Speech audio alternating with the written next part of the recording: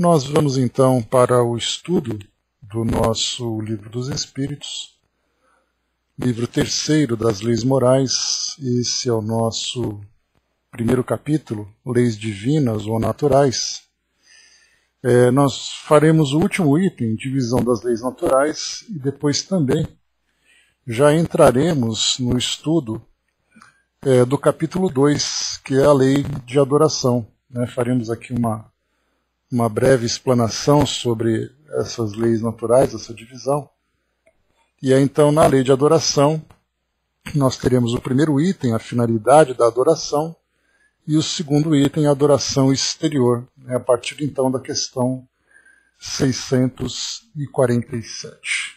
Bom, pegando aqui, então, o nosso material, nós estudamos, então, sobre essa parte introdutória das leis naturais, e nós tivemos aqui nesse primeiro capítulo o seguinte roteiro: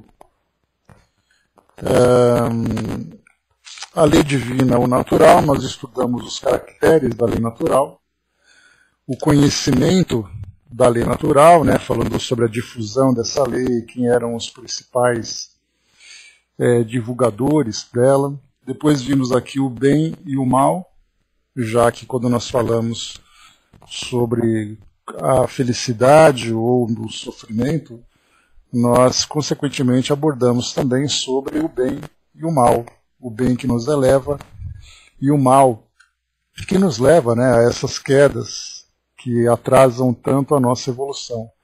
E nós estudamos então no livro A Gênese, lá no capítulo número 3, se eu não me engano, a origem do bem e do mal. E aqui, finalizando agora, esse item número 4, divisão da lei natural. Nós temos aqui, então, duas perguntas que Kardec apresenta.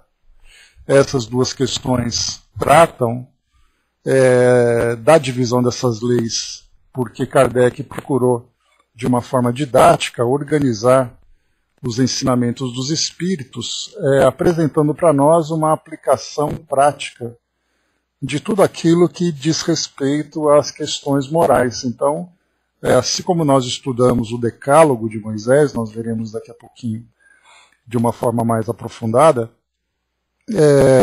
em que situações se aplicam essas leis. Essa é uma grande dificuldade que nós temos, exatamente porque falta para nós referências. E nós, seres humanos, tendendo sempre a seguir os nossos instintos, como temos estudado, inclusive, no livro No Mundo Maior, de André Luiz, com a tendência a seguir os nossos instintos, nós procuramos sempre o aspecto mais fácil, o aspecto mais simples dessas leis morais, procurando, então, justificar ali as nossas ações, enfim, procurando sempre fazer com que a nossa vida seja mais fácil, ou, seguindo uma expressão evangélica, nós procuramos sempre aquela porta mais larga para fazer com que a nossa vida seja prazerosa, e esse prazer, obviamente, infelizmente, ainda ligado aqui ao mundo material. Então, Kardec fez essa divisão e trouxe para nós uma série de questões, uma série de situações que os espíritos, então, foram nos esclarecendo, ampliando a nossa visão sobre as nossas ações aqui hoje e as suas consequências naturais. Divisão da lei natural. Na questão 647, Kardec pergunta, toda a lei de Deus está encerrada na máxima do amor ao próximo, ensinada por Jesus? Então nós vamos lá na Bíblia, no livro de Mateus, no capítulo número 22, e nós iniciamos aqui então no versículo 34, diz assim para nós: assim que os fariseus ouviram que Jesus havia deixado os saduceus sem palavras, reuniram-se em conselho, e um deles, juiz perito na lei, formulou uma questão para submeter Jesus à prova. Mestre, qual é o maior mandamento da lei?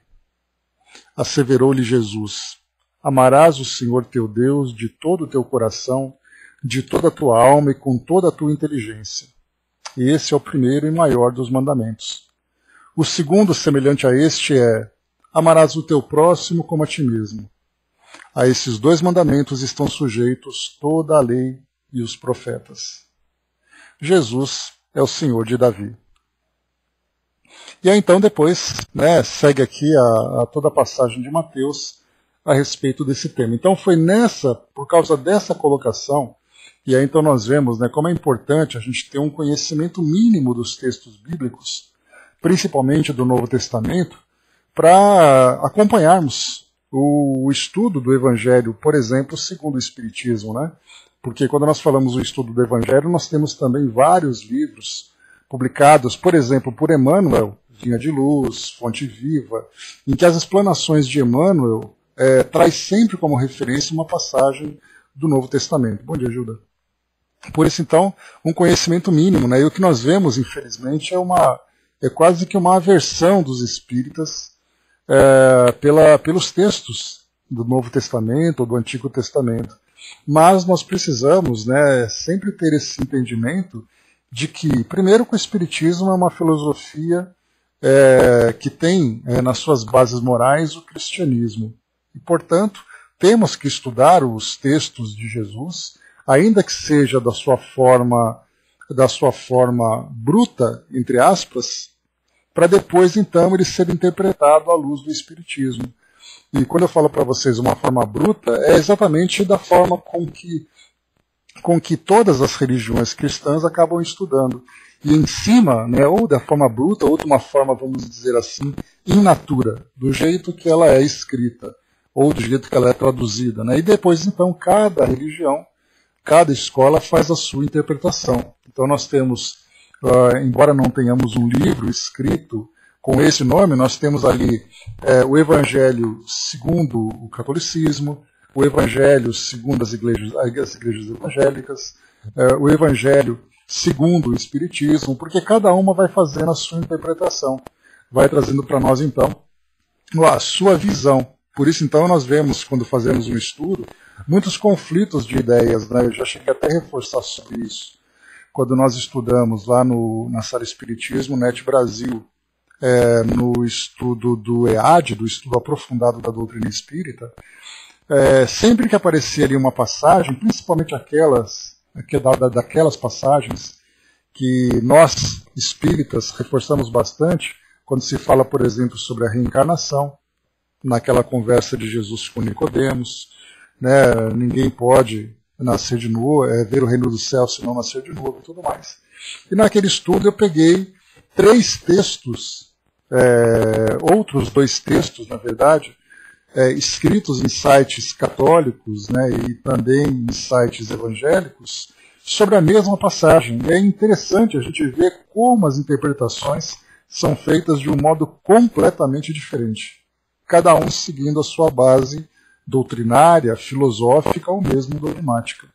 Então nós, espíritas, precisamos ter um conhecimento dos textos bíblicos, em especial, mais uma vez, do Novo Testamento, mas nada impede que nós também estudemos o Antigo Testamento, mesmo que seja com um contexto histórico, mesmo que nós estudemos também, porque nós pegamos os textos do Antigo Testamento quando vamos estudar, por exemplo, as manifestações mediúnicas.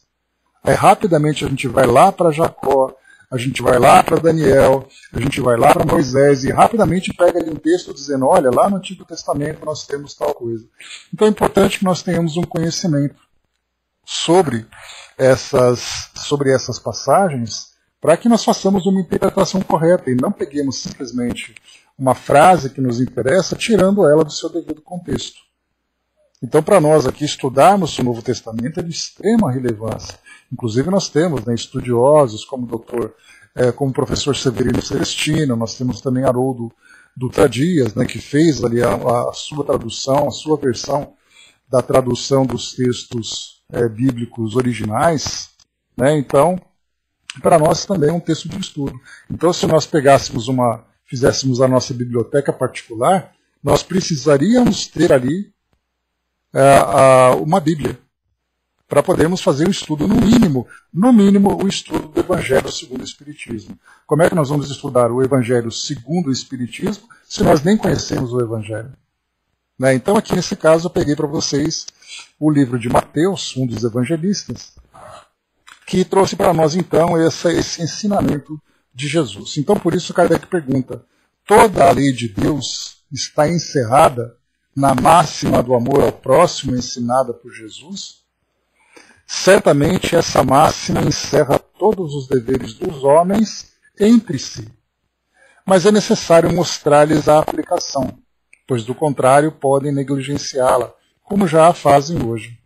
Aliás, a lei natural compreende todas as circunstâncias da vida e essa máxima se refere a apenas um dos seus aspectos.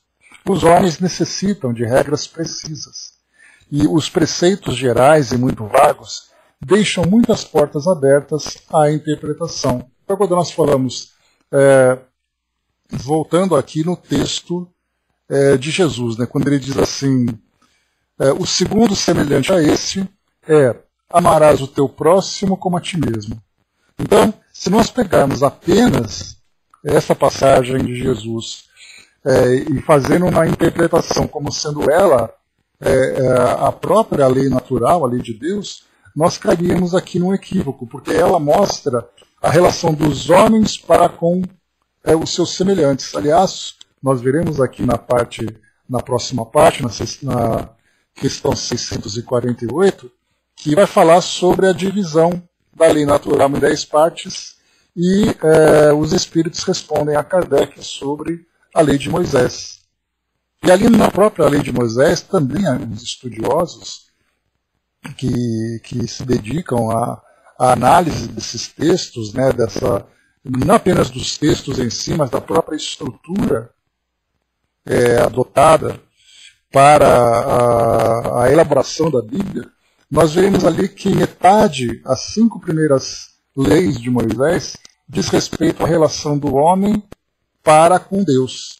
A segunda metade, as 5 próximas questões, que nós veremos aqui em seguida, ou as 5 próximas leis, nós temos a relação do homem para com o seu semelhante. Então, falar que amar ao próximo como a ti mesmo, o amor em si, tratando, né? Olá, Marião, bem-vinda. Falar do amor em si, ele acaba sendo muito genérico para nós.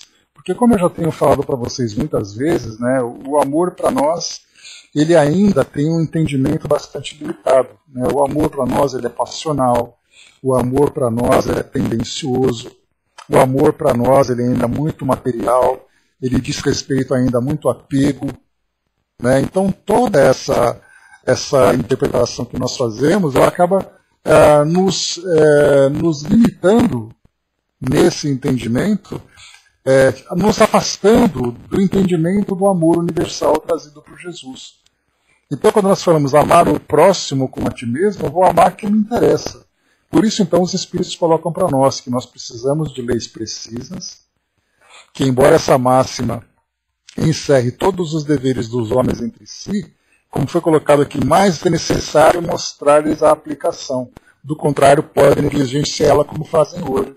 Então, quando nós temos na lei de Moisés, né, sobre a questão de matar, de não cobiçar, de cobiçar, de não matar, de não cobiçar e outras formas de relacionamento que nós temos com os homens, simplesmente dizer que o homem amando o seu semelhante como a si mesmo, ele não cometeria esses atos. Mas nós precisamos explicitar essas leis para dizer assim, olha, você ama seu semelhante, mas não esquece que você não pode matá-lo. Você ama seu semelhante, mas você não pode esquecer que você não pode cobiçar aquilo que pertence a ele. Você ama ser semelhante, mais isso, mais aquilo. Então, para nós que temos uma visão ainda limitada desse amor ao próximo como a nós mesmos, né, basta a gente lembrar que nós não nos amamos. Se fosse assim, nós não criaríamos situações tão problemáticas, tão complicadas, que acabariam depois nos levando ao sofrimento. Conforme o tempo vai passando, a gente vai entendendo um pouco mais do que é esse auto-amor. Aliás, nós temos vivido uma fase, né, de estudos espíritas desses últimos anos, em que falar sobre amor próprio, falar sobre auto-amor, tem sido muito frequente em palestras, em textos, né, não apenas em participação, nas participações de encarnados, mas nos próprios ensinamentos também vindo dos desencarnados. E aí nós falamos assim, mas o que significa amar a mim mesmo? O que significa esse auto-amor? Aí então nós começamos a entender, né, que significa exatamente isso, fazer esse trabalho, muitas vezes com sacrifício, para construir a felicidade que vai me contemplar. Então eu preciso cuidar da minha saúde em todos os aspectos, né? Na parte social, na parte biológica, na parte afetiva, psicológica, espiritual. Eu tenho que encontrar formas de viver de um modo saudável para que eu vivencie resultados positivos, eliminando inicialmente o sofrimento e, por consequência, me trazendo a felicidade. Mas nós não entendemos isso ainda. Aliás, mais uma vez, como eu falei para vocês, nessa época de carnaval, o que nós menos vemos é exatamente essa questão do auto-amor. O que nós vemos ali é uma autopaixão, né, se nós podemos dizer assim. Mas o amor dessa essência divina, nós vemos muito pouco. São pessoas que se expõem, pessoas que cometem excessos, pessoas que criam situações que vão trazer situações dolorosas. Então, tirando dessa fase das festas, naturalmente no nosso cotidiano é assim. Nós sempre criamos uma situação em que nós queremos uma alegria, um prazer imediato, e depois nós sofremos com as suas consequências. Então, simplesmente dizer que você precisa amar a seu próximo como a ti mesmo, se nós não sabemos amar a nós mesmos, como é que nós poderemos amar o nosso próximo? Porque a ideia do amor para nós ainda ela é muito poética, ela é muito teórica, mas ela tem pouco efeito na prática no nosso dia a dia. Por isso, mais uma vez, certamente essa máxima encerra todos os deveres dos homens entre si. Mas é necessário mostrar-lhes a aplicação. Então, só de falar, por exemplo, sobre eu destruir a natureza, independente do respeito que eu preciso ter pela natureza, é o respeito pelo próximo, porque essa natureza não me pertence, essa natureza pertence a todos nós. Então a gente vê que esse amor ao próximo fala sobre a natureza, fala sobre a sujeira que eu jogo na rua, fala sobre o respeito pelo meu vizinho, fala sobre o respeito que eu tenho por aqueles que se encontram numa condição, numa situação desfavorável. Enfim, houve a necessidade então de Kardec elaborar essa estrutura das leis naturais para mostrar que esse amor ao próximo ele precisa ser observado nas situações mais variadas do nosso cotidiano, né, detalhando todos esses ensinamentos. E ele diz ainda, aliás, a lei natural compreende todas as circunstâncias da vida. E essa máxima se refere apenas a um de seus aspectos. Os homens necessitam de regras precisas. Os preceitos gerais e muito vagos deixam muitas portas abertas à interpretação. Então, é assim que nós vamos seguir esse estudo, explicitando um pouco mais, ou explicitando, né, com muito mais profundidade, os ensinamentos trazidos por Jesus e dos outros tantos mestres também.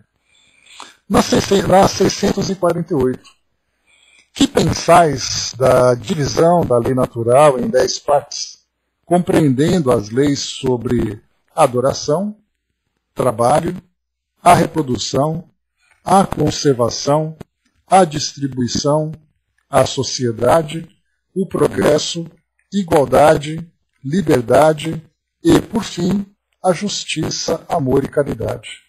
Então Kardec trouxe para nós ali o roteiro que ele elaborou para trazer para nós os detalhes dessa lei natural, ou dessas leis naturais. Essa divisão da lei de Deus em 10 partes é a de Moisés, e pode abranger todas as circunstâncias da vida, o que é essencial. Podes segui-la sem que ela tenha, entretanto, nada de absoluto, como não o têm os demais sistemas de classificação, que sempre dependem do ponto de vista sobre o qual se considera um assunto. A última lei é a mais importante, ou seja, né, a justiça, amor e caridade.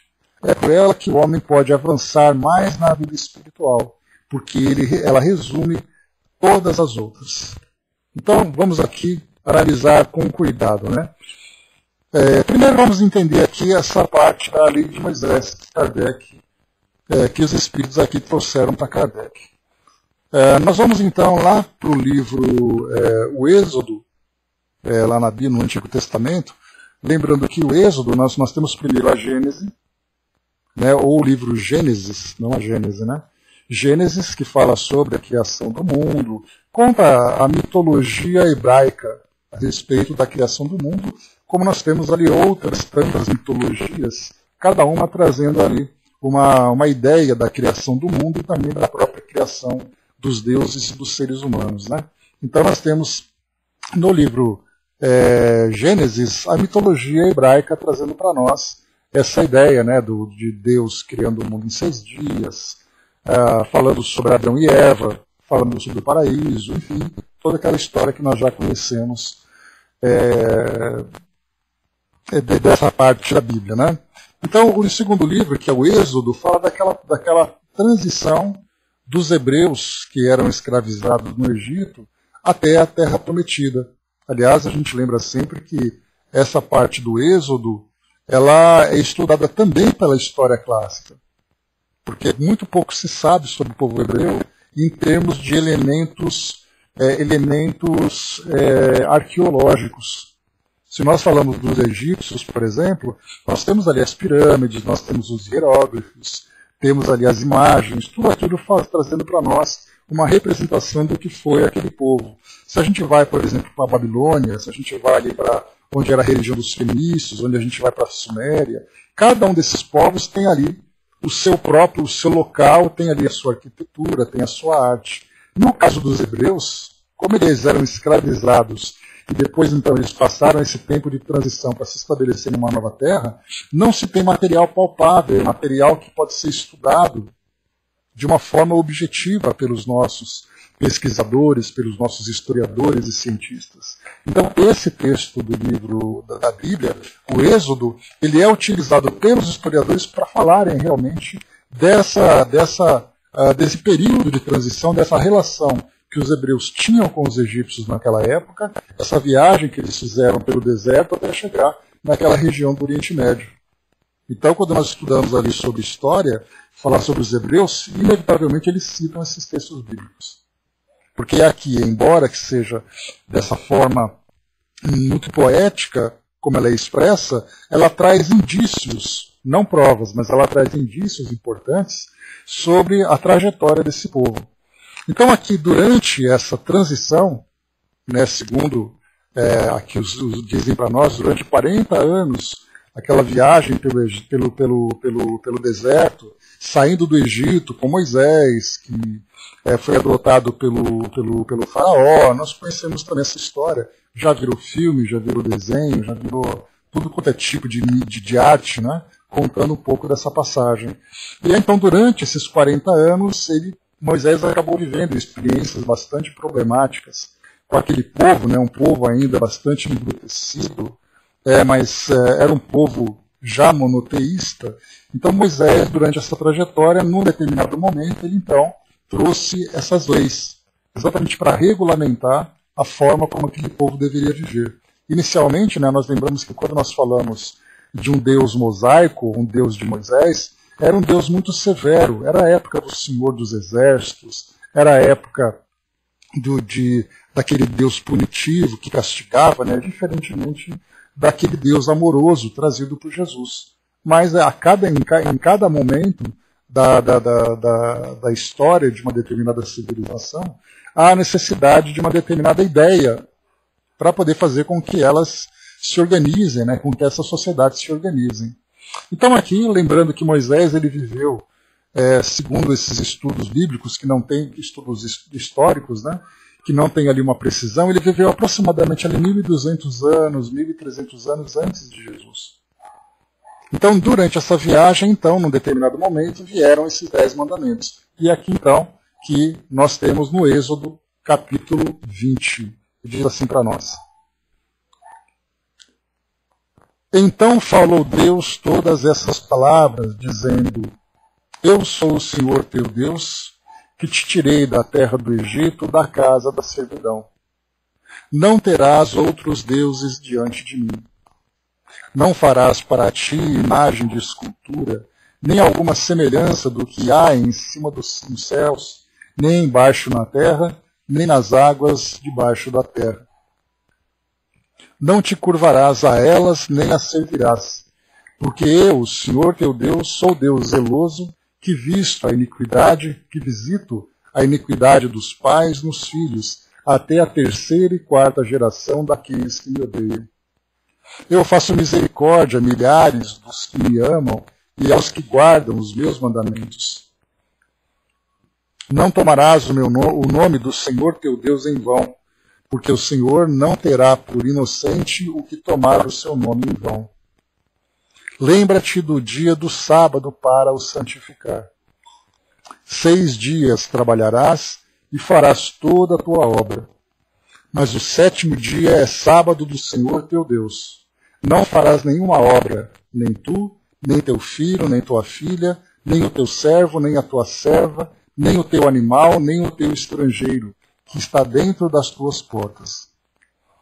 Porque em 6 dias fez o Senhor os céus e a terra, o mar e tudo que neles há, e ao 7º dia descansou. Portanto, abençoou o Senhor o dia do sábado e o santificou. Honra a teu pai e tua mãe, para que se prolonguem os teus dias na terra, que o Senhor teu Deus te dá. Não matarás, não adulterarás, não furtarás, não dirás falso testemunho contra o teu próximo. Não cobiçarás a casa do teu próximo, não cobiçarás a mulher do teu próximo, nem o seu servo, nem a sua serva, nem o seu boi, nem o seu jumento, nem coisa alguma do teu próximo. E todo o povo viu os trovões e os relâmpagos, e o sonido da buzina e o monte fumegando, e o povo, vendo isso, retirou-se e pôs-se de longe. Depois aqui então continua a história de Moisés. O que nós conhecemos então são aqueles 10 mandamentos bem organizados, bem resumidos, mas aqui nós pegamos então na sua versão original. Então depois, se vocês quiserem fazer um estudo mais cuidadoso, então Êxodo capítulo 20. E nós observamos então que até aqui, no versículo número 11, porque em 6 dias fez o Senhor os céus e a terra, o mar e tudo que neles há, e ao 7º dia descansou, portanto abençoou o Senhor o dia de sábado e o santificou. Até aqui é a relação do homem com Deus. A partir desse ponto, nós temos então: honra teu pai e tua mãe, para que se prolonguem os teus dias na terra que o Senhor teu Deus te dá. Então, honrar pai e mãe, não matarás, não adulterarás, não furtarás, não dirás falso testemunho, não cobiçarás a mulher do próximo, que seria o não adulterarás também. Então nós vemos que a primeira parte é a relação do homem com Deus, e a segunda parte é a relação do homem com o próprio homem, é a vida do homem em sociedade. E aqui então, quando Kardec faz essa separação das leis naturais, que nós temos aqui, primeiro ele começa com lei de adoração. Olha a adoração, a relação do homem com Deus. Depois ele tem o trabalho, a reprodução, conservação, destruição, sociedade, progresso, igualdade, liberdade, justiça, amor e caridade, a relação do homem com o próprio homem, que seria exatamente o destrinchamento daquilo do ensinamento que Jesus trouxe. Ama teu próximo como a ti mesmo, mas nós vamos então compreender um pouco mais o amor por nós mesmos, o amor com o nosso próximo e a vida de um modo geral aqui no mundo material. Então, muito bem, como foi colocado para nós aqui então, agora seguindo aqui essa mesma resposta. Essa divisão da lei de Deus em 10 partes é a de Moisés, é o que nós chamamos de decálogo. Então esse decálogo também para nós é interessante, são expressões que nós utilizamos, o Pentateuco, que são os 5 livros iniciais da Bíblia, que compõem o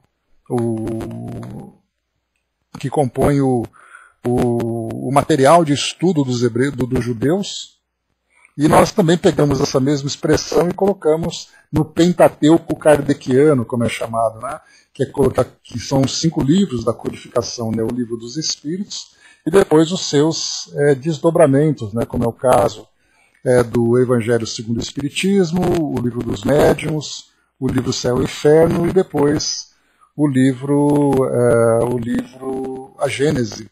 Isso, né, lembrando sempre que o livro dos Espíritos, dividido em 4 partes, nós temos a primeira parte, a parte científica, que é o livro A Gênese, que foi o último que saiu, que traz ali o seu conteúdo. Depois nós temos a vida no mundo espiritual, ou a vida espírita, que obviamente já traz para nós uma explicação do livro dos médiuns.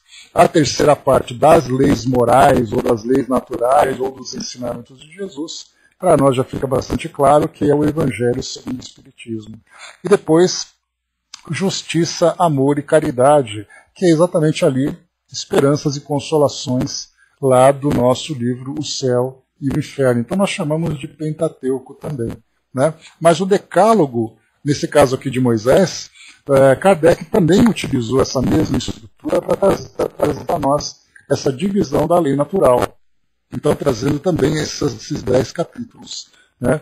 Que seriam, então, aqui na ordem, pegando aqui no nosso índice, né? Capítulo 2, Lei de Adoração, 3, Trabalho, 4, Reprodução, 5, Conservação, 6, Destruição, 7, Sociedade, 8, Progresso, 9, Igualdade, 10, Liberdade, 11, Justiça, Amor e Caridade. Depois ele fecha com o capítulo 12, a Perfeição Moral. Né? Então nós temos ali também esse decálogo aqui do nosso O Livro dos Espíritos. Aqui na resposta ainda, vamos lá que ainda temos coisa para explorar um pouco mais. Essa divisão da lei de Deus em 10 partes é a de Moisés e pode abranger todas as circunstâncias da vida, o que é essencial. Podes segui-la, sem que ela tenha, entretanto, nada de absoluto, como não o têm os demais sistemas de classificação, que sempre dependem do ponto de vista sobre o qual se considera um assunto.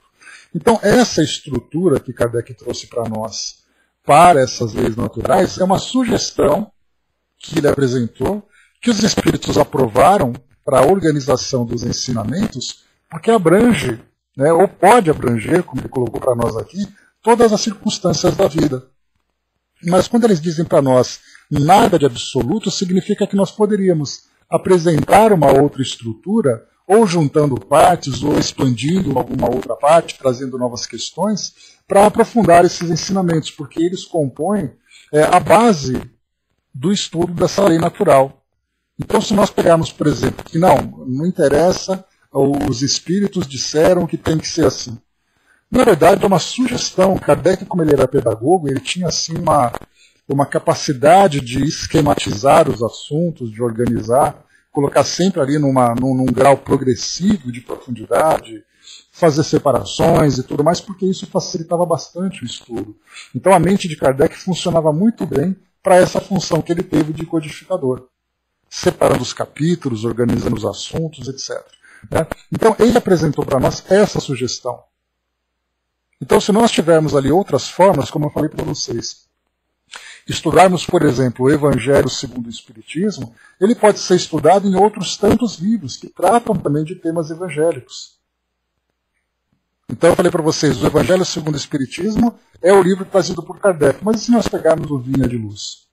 Ele é o Evangelho segundo o Espiritismo, porque são passagens do Novo Testamento que são interpretadas pelos Espíritos. São passagens interpretadas pelos Espíritos.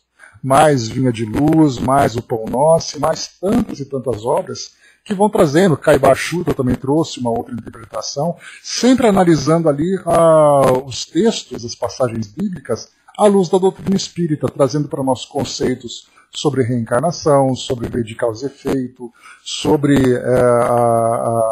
provas e expiações e outros assuntos também.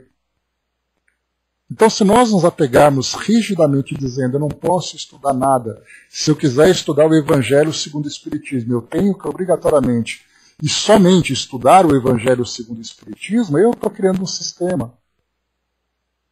Porque aqui sempre depende do ponto de vista sobre o qual se considera um assunto, como os Espíritos disseram para Kardec. Não há nada de absoluto, é uma sugestão muito bem elaborada, e como Kardec colocou, se tivermos formas de evoluir os nossos estudos através de novas estruturas que tenham a competência de substituir aquelas que já foram elaboradas, por que não? Né? Certamente, assim, essa colocação que eu fiz agora faria muitos espíritas tremerem. Né? Como assim? Isso seria uma violação? Não. É apenas uma sugestão que Kardec colocou, e como eu sempre falo para vocês, ele trouxe para nós aqui, né, 1019 questões aproximadamente, né, porque nós temos ali os desdobramentos de outras questões, né, que é uma questão A, B, depois C também. Se nós juntarmos tudo, teremos ali, não cheguei a contar, mas poderíamos chegar ali facilmente a 1040, 1050 questões com esses desdobramentos. E se Kardec estivesse nos tempos atuais? Quantas perguntas ele faria? Provavelmente 5.000 perguntas num novo livro dos Espíritos, né? Então ele mesmo faria com que evoluísse esse assunto. Então, se nós tivermos uma forma de contribuir com tudo aquilo que já foi apresentado, e é claro que essa contribuição tem que ter ali uma profundidade, uma seriedade, uma responsabilidade muito grande, mas tudo isso traria para nós muito mais assuntos, muito mais entendimentos sobre aquilo que já foi apresentado por Kardec. Tanto é assim que ele mesmo fez evoluir, né, daquelas 512 perguntas da primeira edição para depois chegar a 1019 perguntas da segunda edição. Se ele tivesse estendido um pouco mais a sua reencarnação aqui, teria vindo uma terceira edição, quem sabe uma quarta edição. Então não peguemos tudo aquilo que é apresentado para nós como se fosse um texto bíblico, dizendo, não, isso aqui é a palavra divina e não pode ser violada. Nós poderíamos acrescentar muitas e muitas outras questões, naturalmente utilizando o mesmo método de Kardec, que foi ali o controle universal dos ensinos dos espíritos, né, submetendo as nossas questões à apreciação de espíritos em vários médiuns, observando a concordância das respostas que eles apresentam. Facilmente nós poderíamos ali criar ali muito mais temas para serem estudados, principalmente temas relacionados com a modernidade que nós estamos vivendo hoje. Então temos ali assuntos e mais assuntos para tratar que não foram abordados aqui, mas que nós temos a oportunidade de fazê-lo hoje.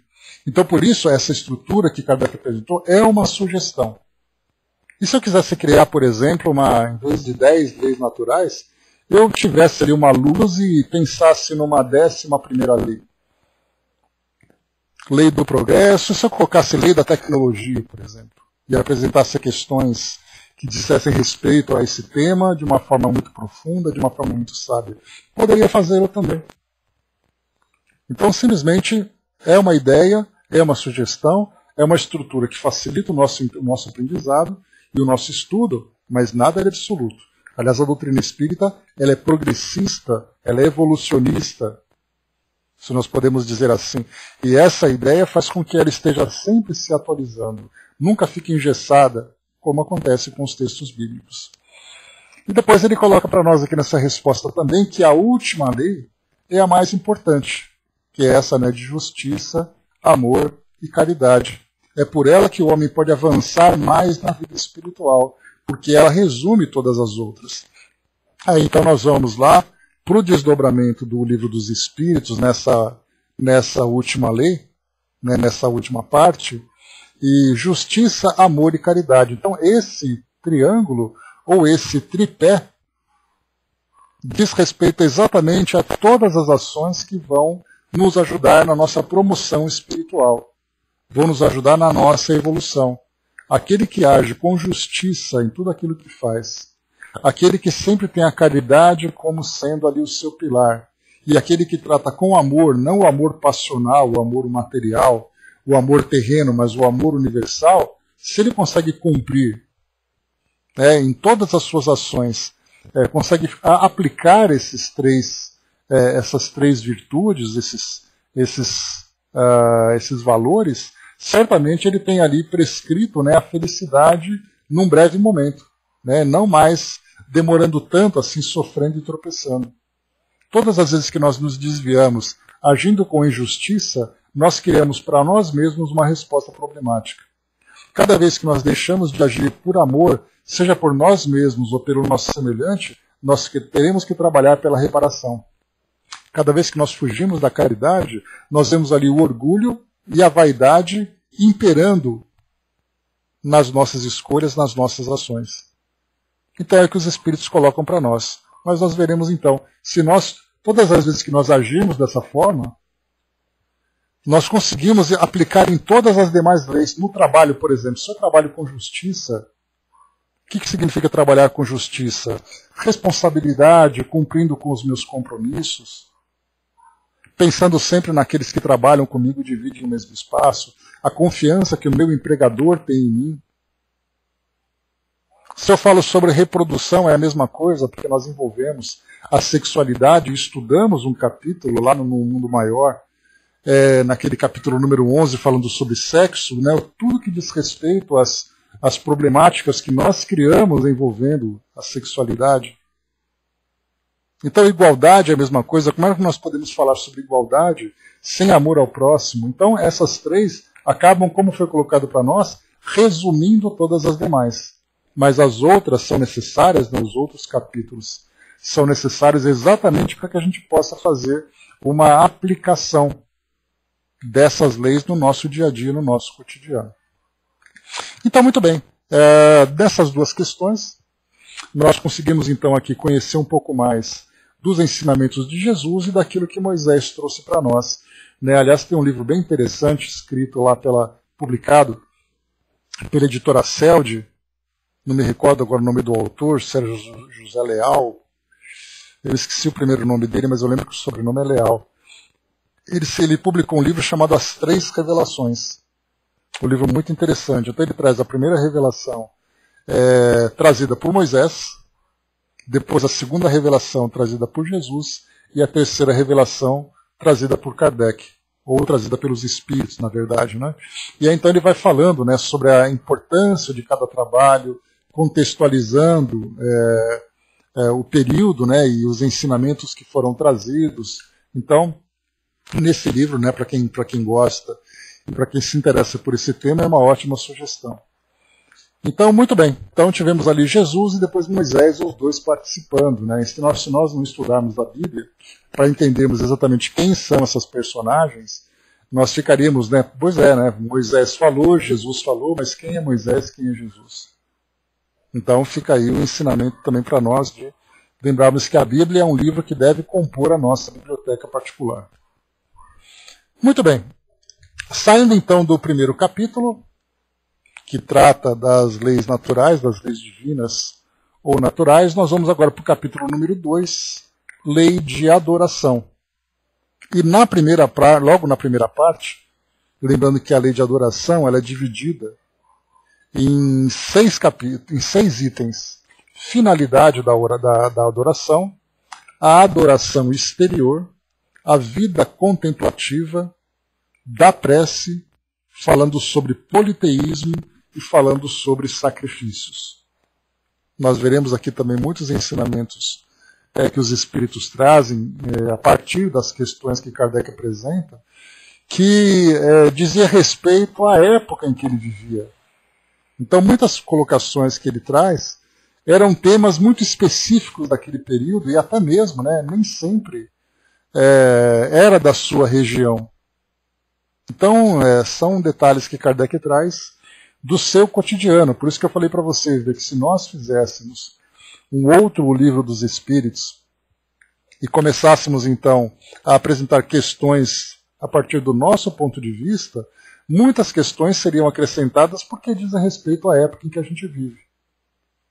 Então, Kardec também traz isso, né? Um exemplo mesmo, que eu já cheguei a comentar com vocês recentemente, dizia respeito às mulheres indianas que quando o marido desencarnava e era cremado, né, porque a cremação era uma tradição lá na Índia, não sei como é hoje, né, mas era uma tradição, principalmente ali na beira, né, às margens do rio Ganges, as mulheres deveriam se jogar nas piras, né, para se queimar junto com o marido. Inclusive Kardec tem na própria Revista Espírita, que nós estudamos na semana passada ou na semana retrasada, a psicografia de uma indiana que acabou desencarnando por causa desse ato. Kardec fez ali a evocação, ela se manifestou, e aí então ela contou a história dela dizendo que ela fez porque era uma tradição, mas que ela não concordava. Tem a psicografia lá, Cindizinha, dá uma olhadinha. No mês de janeiro de 1859. Então Kardec pergunta sobre isso aqui no Livro dos Espíritos, na Revista Espírita, tem um espírito, uma mulher então, que traz o relato dela por ter desencarnado dessa forma. E ela ficava meio inconformada, né, porque ela dizia, né, eu fiz porque era obrigada, mas não tinha necessidade, eu não queria fazer aquilo, não era minha vontade, coisa e tal. E eu li recentemente não, uma coisa de poucos anos, um artigo dizendo que em lugares muito interioranos na Índia, naquelas pequenas aldeias, esse tipo de conduta ainda acontece, mas que já não é mais algo tradicional lá naquele país. Então Kardec apresenta essa questão. Então, o politeísmo, a mesma coisa que nós veremos nesse... A poligamia, né, a poliandria também, que era uma coisa que Kardec não abordou, mas é uma realidade no presente, né? Então, a gente vê assim que muitas coisas dizem respeito àquele período, a uma situação que Kardec leu, né? Não foi tanto assim, né, que ela mesmo se apresenta de uma forma bastante equilibrada, porque, como eu sempre falo para vocês, o suicídio ele é o desejo que a pessoa tem de se destruir. Qualquer outra situação em que a vida dela é exterminada, mesmo que seja por uma negligência, isso não é considerado um suicídio, apesar de trazer consequências para cada caso, né? No caso dela, por exemplo, era parte da cultura, era uma tradição que ela se viu forçada a fazer. Mas depois perguntou para ela, né, você queria fazer isso? Ela falou, não queria. Mas era necessário, né? As pessoas viviam assim, né? Então fazia parte da cultura deles. Mas enfim, nós veremos isso oportunamente em cada uma dessas leis que nós estamos estudando. Essa parte das leis morais, ela é muito interessante, porque nós temos, né, por ela tratar de questões relativas aqui ao nosso dia a dia, ao nosso cotidiano, nós temos muitas ilustrações para os casos que são apresentados e a gente consegue ver a aplicação real dela no nosso dia a dia. Isso é bem interessante para nós. Vamos lá então. Então, nessa primeira parte, finalidade da adoração. Kardec já pergunta de imediato, né? Em que consiste a adoração? Lembrando que os Espíritos ensinam para nós que a própria prece, nós veremos isso, até mesmo nesse mesmo capítulo, a prece ela tem 3 funções. Ela tem ali a parte de pedir, agradecer e louvar, não necessariamente nessa ordem. E esse louvar vem exatamente da adoração. É a relação do homem com Deus. Embora nós utilizemos essa expressão, né? Nossa, eu adoro você. Eu adoro, na verdade, né, o exagero que a gente tem do gosto. Mas a adoração por si só, ele é um ato, né? Um ato que nós podemos dizer sagrado, um ato algo mais cerimonial, né? E diz respeito exatamente a essa nossa relação com Deus. Então, em que consiste a adoração? É a elevação do pensamento a Deus. Pela adoração, o homem aproxima de Deus a sua alma. Então, uma resposta bem simples, né? A elevação do pensamento a Deus. Claro que a gente vai buscar melhores explicações junto ao nosso querido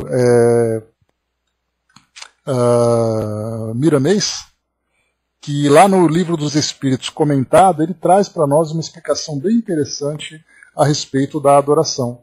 Ele diz assim, então, no seu texto: essa palavra, adoração, nos traz uma vibração que nos parece uma modalidade de adorar Deus de forma primitiva, como se fosse paralisar-nos diante de tanto serviço que nos chama a respeitar ao Criador através do trabalho. No entanto, não é assim. Existem muitas formas de adorar a Deus, de acordo com a evolução das criaturas. O sábio adora a Deus pelas suas realizações. Jesus adorava o Pai fazendo a sua vontade, operando sempre em favor da harmonia universal. Os homens elevados formalizam uma adoração ao Senhor pela sua vida contínua no bem comum. Se queres adorar a Deus, não deves esquecer a caridade. Desde o momento em que te levantes no teu leito, comece o dia ajudando. As oportunidades não faltam.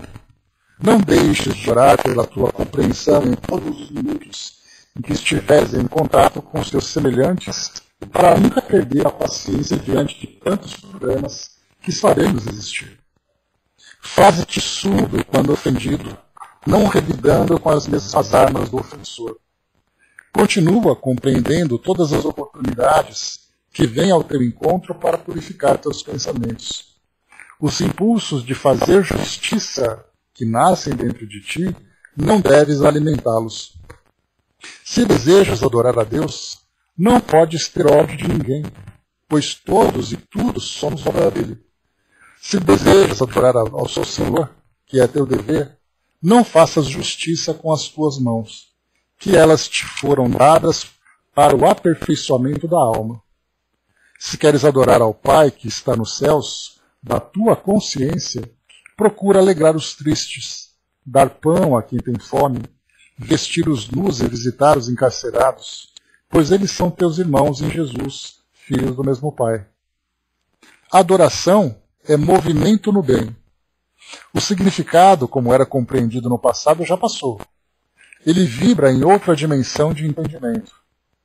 Jesus, quando falava de Deus, tinha plena certeza do que sentia por ele e sabia que falava do Pai com plena adoração.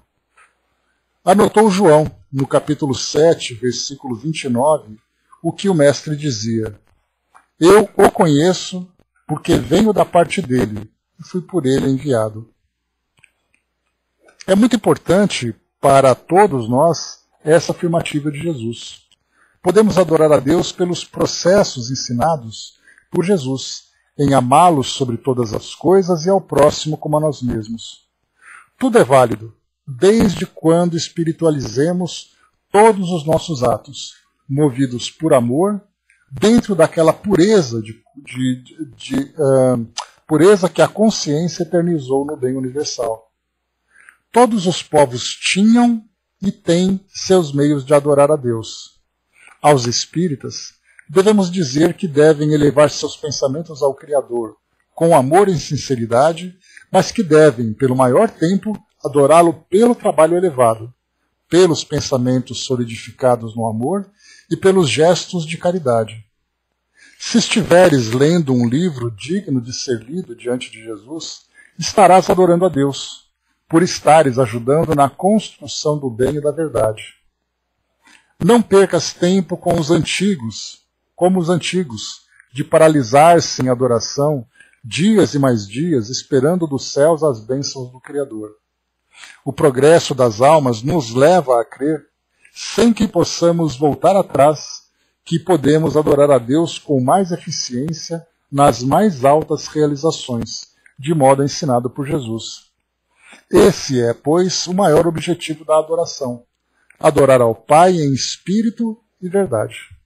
Então nós vimos aqui como é interessante nessa interpretação, essa nova interpretação que nós temos agora da ideia de adoração. Eu me recordo até mesmo, era curioso, tem um livro, um filme bem antigo, um filme inclusive que foi do cinema mudo na época, chamado Intolerância. Era um filme que, por acaso, eu tive contato com ele. Eu gosto de pesquisar filmes antigos, principalmente da época do início do cinema. Então, eram as primeiras experiências e tal. E esse filme Intolerância, ele traz 3 histórias de uma época muito antiga com o tema principal intolerância. Um deles dizia respeito exatamente a essa questão dos fariseus, dos doutores da lei. Então eles andavam com todos paramentados, pelas ruas lá das cidades onde eles viviam, e eles ficavam então fiscalizando as pessoas. E nessa fiscalização, eles ficavam andando, carregando ali os textos dos patriarcas, com os ensinamentos antigos e tudo mais. E aí então, em determinado momento, eles paravam no meio das ruas e começavam a fazer uma prece, começavam a fazer uma leitura. De imediato, as pessoas tinham que parar tudo o que estavam fazendo, baixar a cabeça e respeitar aquele momento em que aquele fariseu estava lendo aquele livro ou fazendo aquela oração. Então, como ele coloca para nós aqui, Miramês, ele fala exatamente daquela adoração que paralisa no passado, em que as pessoas, por exemplo, se dedicam a jejum, pessoas que vivem vida contemplativa, que nós vamos estudar em breve, falando também sobre essa parte de adoração, em que eu me afasto da minha vida e vou ali, me enfio no mosteiro, no meio do nada, porque eu estou vivendo aquele momento de espiritualização. Então a ideia para nós de espiritualização significa nós nos afastarmos de tudo e vivermos apenas buscando essa relação com Deus.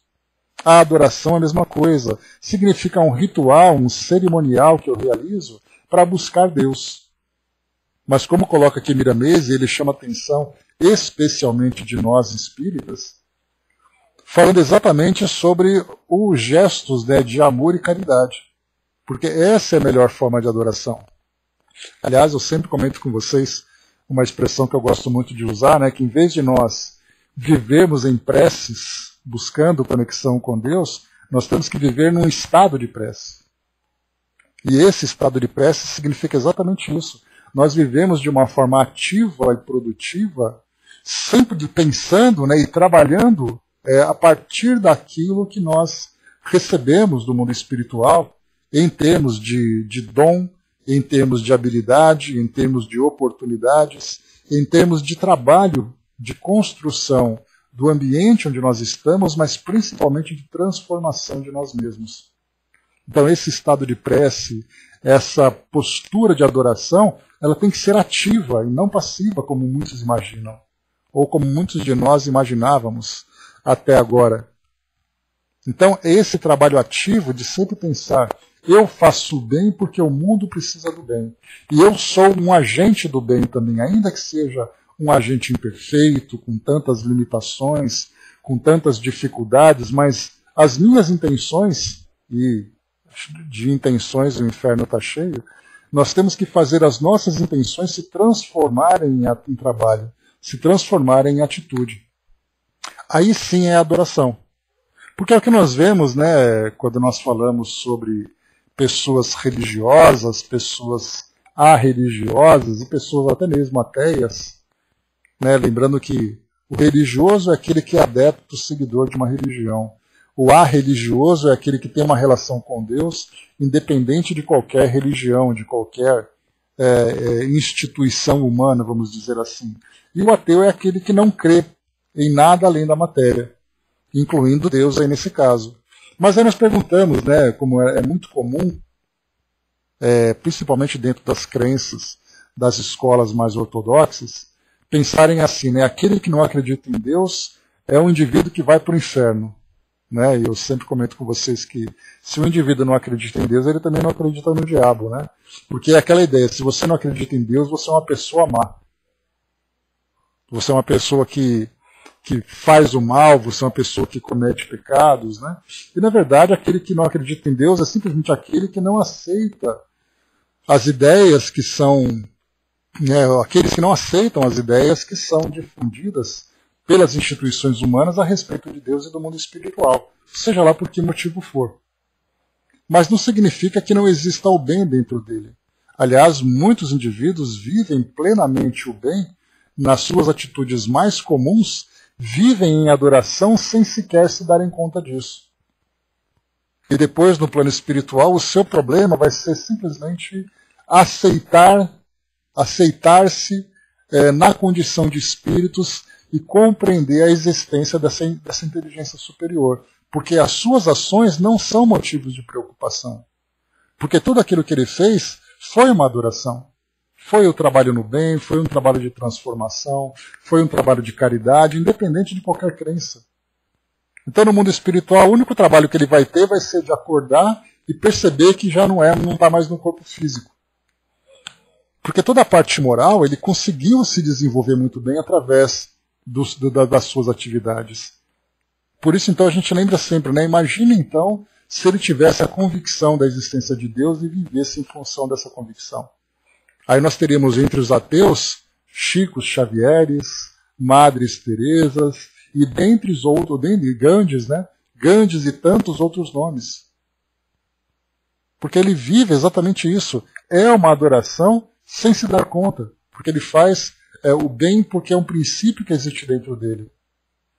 E esse princípio parte de Deus, mesmo que ele o ignore. Por isso, então, quando nós colocarmos aqui nessa questão inicial 649, em que consiste a adoração, é a elevação do pensamento a Deus. Pela adoração, o homem se aproxima de Deus, a sua alma. Então, essa adoração ativa significa que o indivíduo está então, nós estamos então, em plena conexão, em contínua conexão com Deus, simplesmente através das nossas ações. De uma forma muito mais efetiva do que aqueles que simplesmente se distanciam das responsabilidades, acreditando que aquele isolamento já é suficiente para estar em conexão com Deus. Não vi, Cindizinha, já viu a série Lúcida?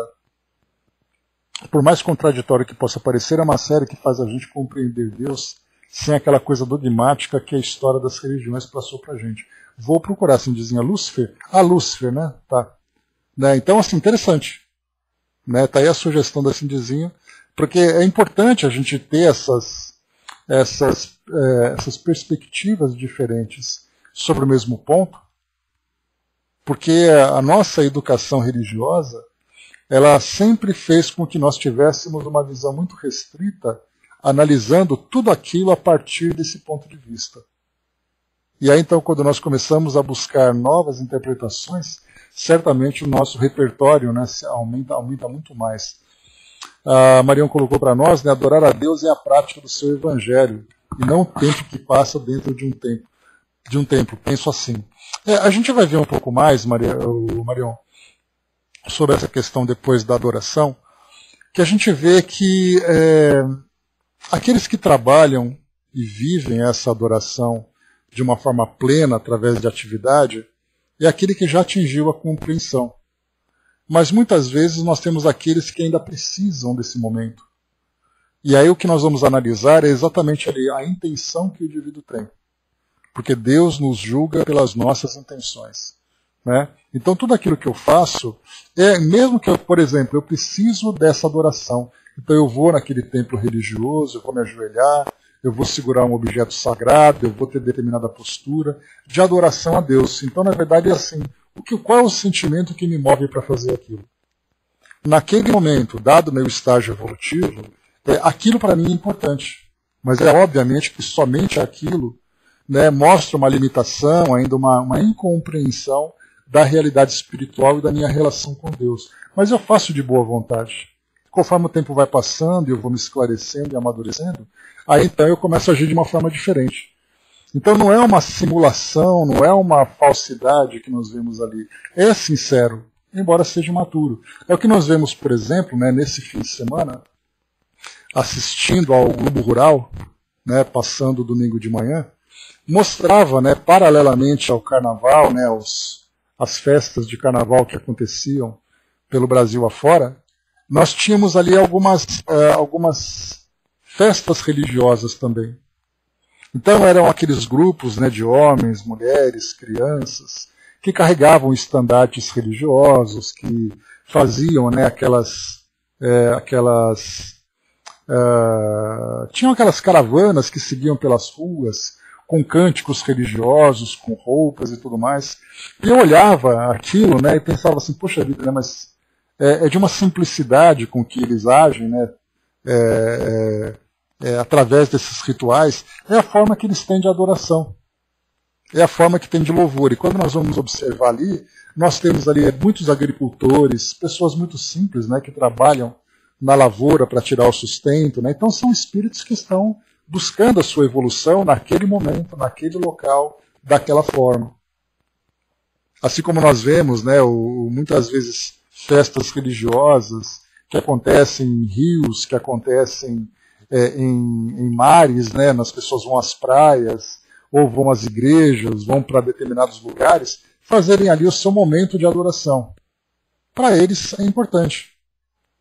Mas, né, não é aquilo que é o mais objetivo, mais efetivo, para demonstrar a evolução do indivíduo, a evolução do espírito.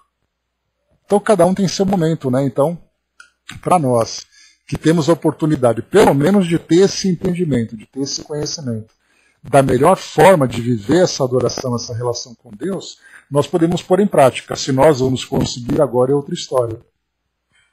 Porque muitas vezes nós, né, no alto do nosso pedestal, acreditando que o nosso intelecto está muito bem suprido, que nós sabemos mais do que todo mundo, nós ficamos muito atrás do que a simplicidade dessas pessoas.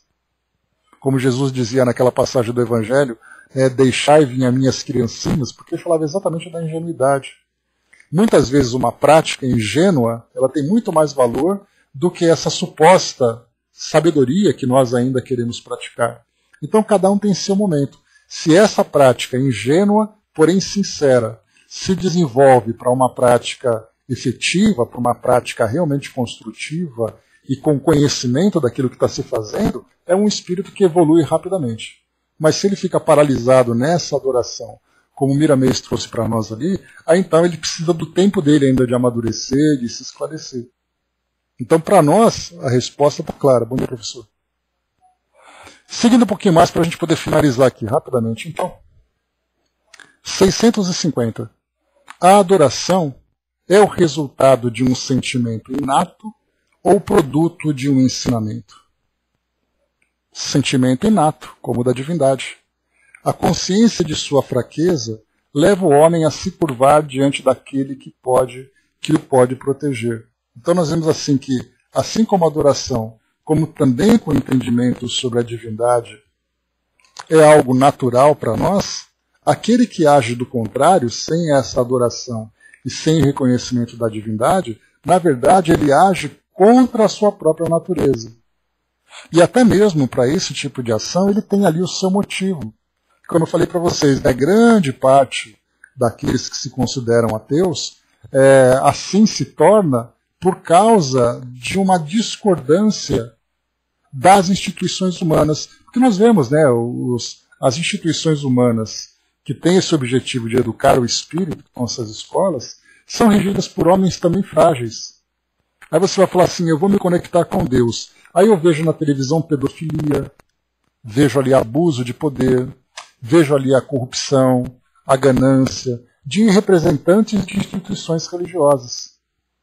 Além da própria descrição dos eventos importantes religiosos, né? Como é o caso, por exemplo, Maomé, que foi visitado pelo anjo Gabriel, Jesus, que ressuscitou, Maria, que engravidou pelo Espírito Santo. Então, aquele homem que tem uma mente muito científica, uma mente muito lógica, não vai aceitar inicialmente essas colocações e, por outro lado, também vai ficar indignado com o comportamento dos homens.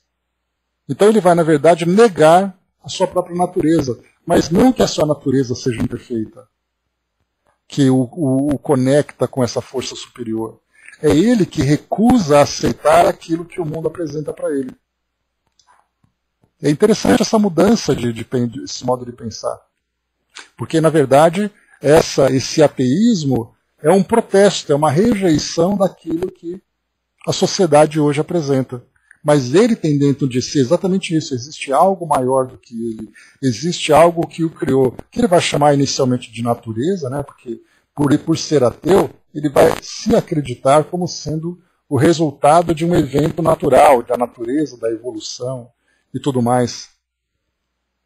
Mas, no fundo, né, no fundo de sua consciência, está registrado ali uma força superior que ele vai, no seu devido tempo, reconhecer. Seja da forma que for.